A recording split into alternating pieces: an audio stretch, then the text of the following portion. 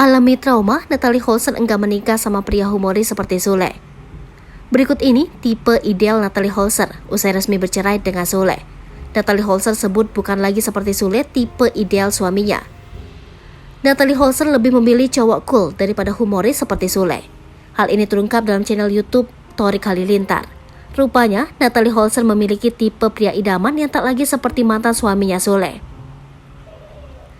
Natalie Holzer kini mengaku lebih suka lelaki yang cool dan romantis ketimbang humoris.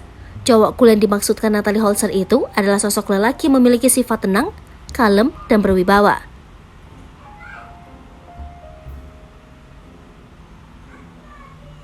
Thorik Halilintar pun memahami maksud Natalie yang ternyata menyukai tipe pria yang romantis. Thorik Halilintar itu juga bertanya soal pria yang romantis dan lucu. Ia memberikan pilihan pada Natalie Holzer.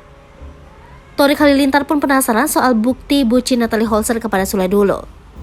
Thorik tampak terkejut mendengar Natalie Holzer pernah mendatangkan Rhoma Irama untuk Sule. Ia pun berencana melakukan hal yang sama dengan mendatangkan penyanyi kesukaan Fuji yaitu The Weeknd.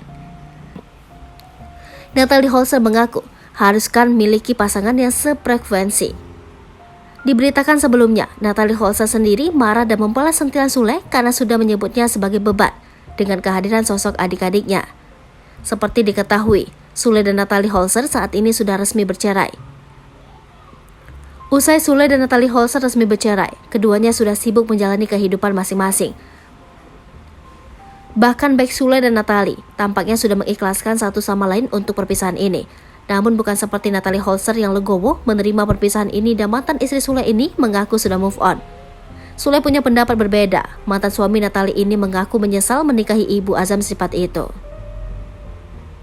Hai pemirsa Sri Popo TV, jangan lupa komen, like, dan subscribe, serta tonton terus berita-berita terupdate